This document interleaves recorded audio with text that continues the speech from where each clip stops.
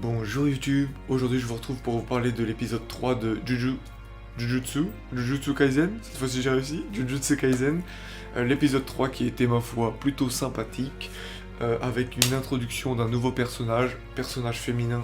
そんじゃ改めて釘崎野原喜べ男子こう一点よ On peut dire que le personnage est plutôt cool, une femme de caractère et j'espère que ça le restera, qui a vraiment une personnalité et qui est un peu, je trouve, un peu différente de ce qu'on a l'habitude. C'est pas la grognasse ou la connasse qui est là pour les soins, elle est là pour envoyer du lourd face à ses dilemmes. 変だよ最近までパンピーだってやつに言われたくないわよさっさと行け Et on a l'impression qu'aussi elle doit se marquer parmi ce nombre de ce monde un peu pour l'instant d'hommes. Donc je trouve ça cool. On n'apprend pas grand chose de plus, sinon on a tout un épisode baston, une petite moralité. Le personnage principal il doit faire une mission sans utiliser son propre monstre à l'intérieur. J'oublie tous les prénoms. Il faut pas me demander, je suis nul pour retenir les noms. Donc pour Damnashi il m'a fallu 2 saisons, pour les autres c'est pareil, donc là c'est pendant 3 épisodes je vais m'en souvenir. Le personnage principal il doit retenir le démon qu'il a en lui pour cette mission là.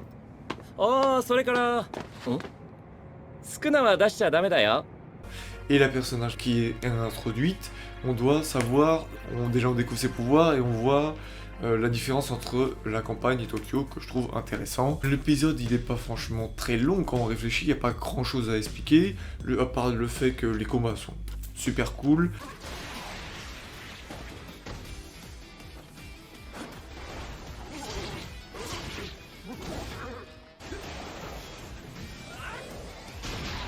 Le personnage principal est toujours à l'aise et que la nouvelle personnage a un pouvoir très stylé, le coup de marteau-clou, j'aime beaucoup, le coup de la poupée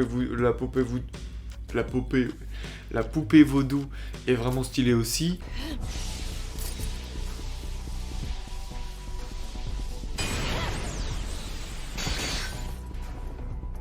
Un petit épisode sympathique à regarder, riche en informations sur le personnage féminin.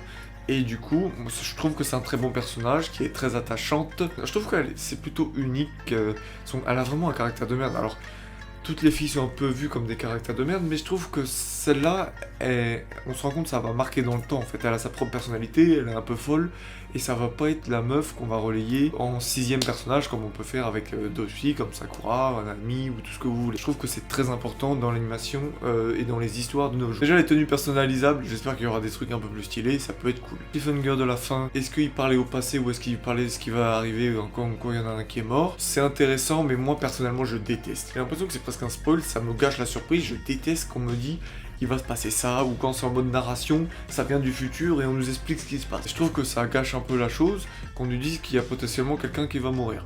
Même si sûrement ça sera pas vrai, je trouve que ça nique un peu le truc. C'est mon avis, il y en a qui aiment, moi j'aime pas du tout. Voilà, on nous a teasé un démon de rang S, qui est quand même pas rien. 特急仮想音量各個名称を見てその受体を非術師数名の目視で確認あれだよ卵みてえなだからどれだよ Parce que rien que la relique qui était de rang S, on a vu le démon c'était. Donc ça va être très intéressant, je suppose qu'il va y avoir une histoire ça doit être un monstre qui a avalé un doigt je pense, ou c'est lié à ça je pense. Donc ça va être cool, j'ai hâte de voir les prochains épisodes, l'épisode 4 et 5 à mon avis vont envoyer du pâté sa mère.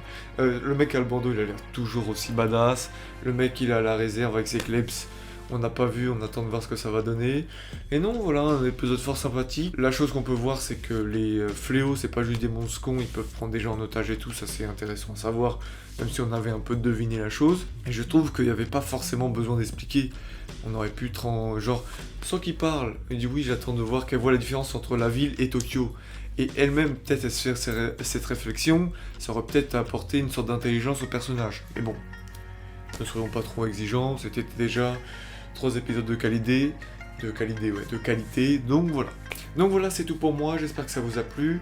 J'ai fait une vidéo sur Damnashi, n'hésitez pas à la regarder. Vous pouvez regarder aussi, j'ai fait l'épisode 2 en review, j'ai pas fait l'épisode 1 mais l'épisode 2 en review. Je vous dis à la prochaine, merci pour tout.